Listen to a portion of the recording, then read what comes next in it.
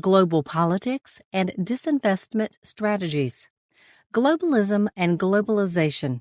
Globalism and globalization are often used interchangeably, but they refer to different concepts. Globalism refers to the idea of a single global community where borders and national identities are less important than a shared sense of humanity.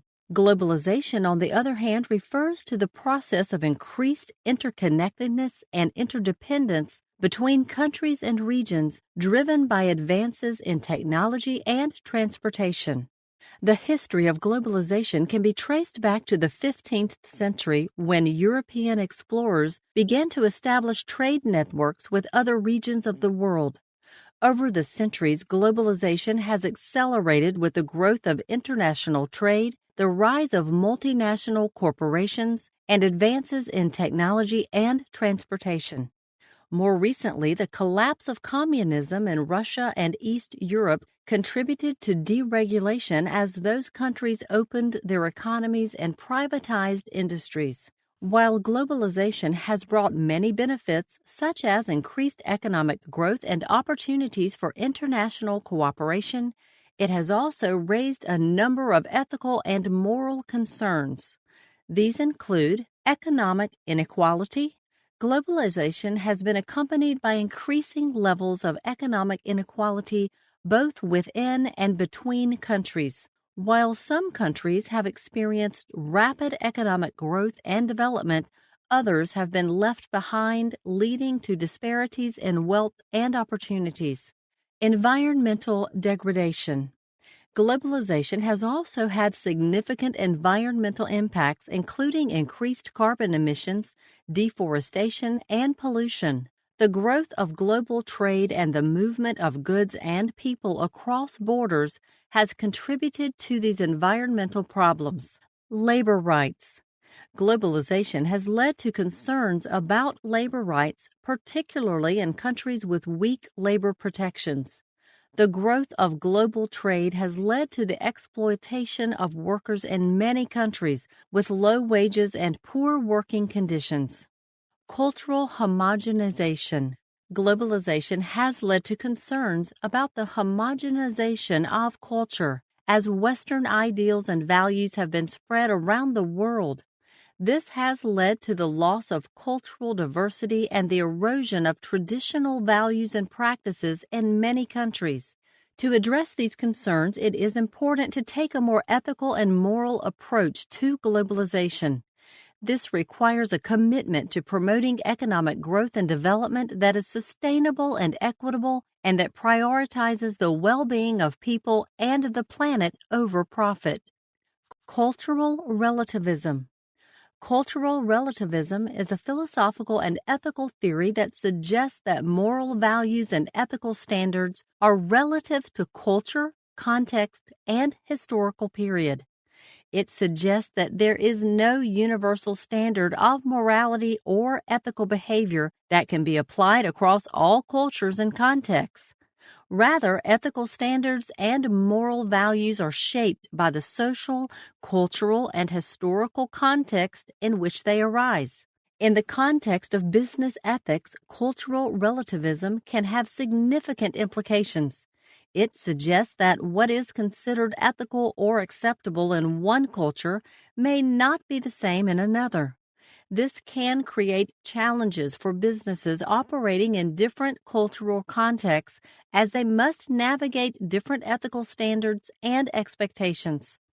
For example, a business operating in a culture where bribery is considered a normal and acceptable practice may struggle to adhere to ethical standards that prohibit such behavior. Similarly, a business operating in a culture where discrimination on the basis of gender, race, or other factors is accepted may struggle to implement policies that promote diversity and inclusion. Moreover, cultural relativism can also raise important ethical questions about the role of business in shaping cultural values and norms. Businesses have the potential to influence cultural values and expectations through their marketing, advertising, and other practices. However, they also have a responsibility to ensure that their practices align with ethical standards and do not perpetuate harmful or discriminatory cultural norms. In navigating these ethical challenges, it is important for businesses to take a culturally sensitive and context specific approach to business ethics. This may involve working to understand and respect the cultural values and expectations of the communities in which they operate and adapting their practices and policies accordingly.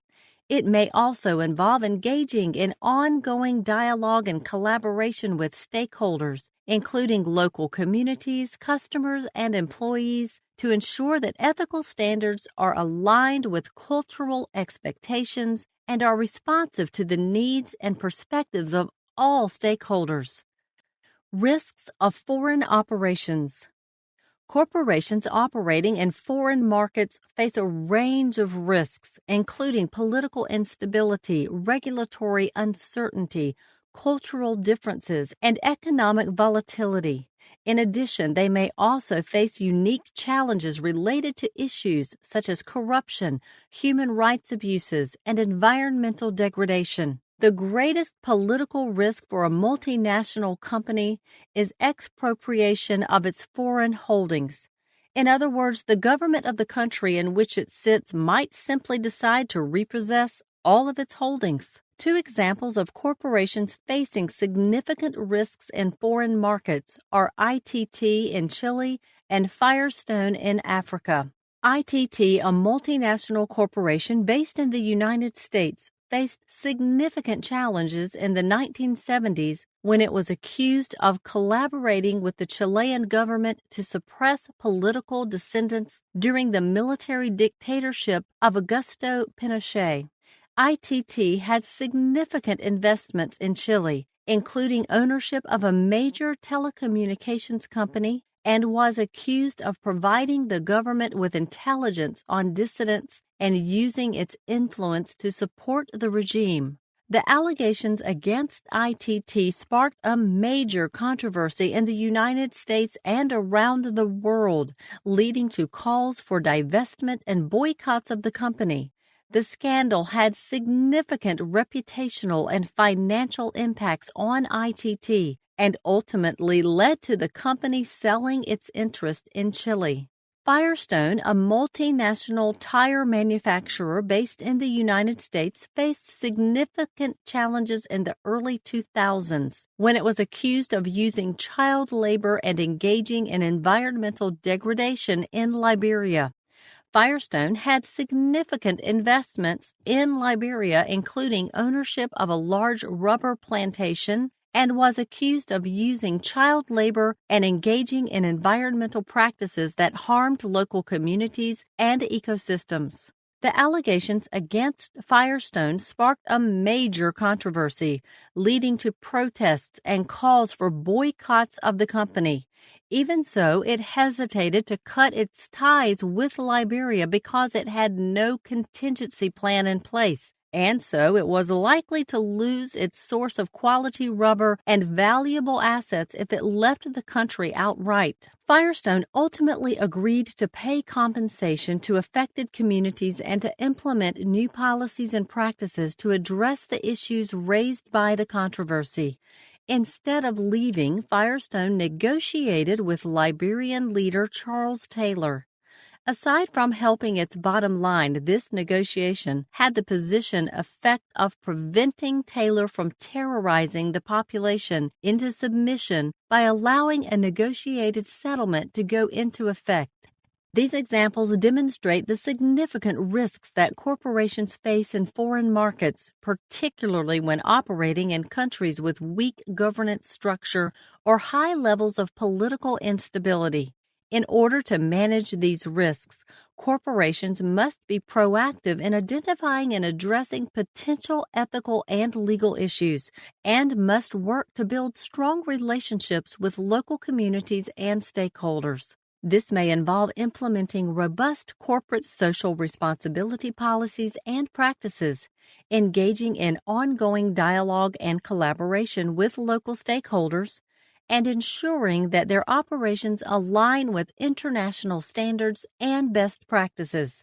By taking a proactive and responsible approach to operating in foreign markets, corporations can minimize risks and promote sustainable, ethical, and mutually beneficial relationships with local communities and stakeholders.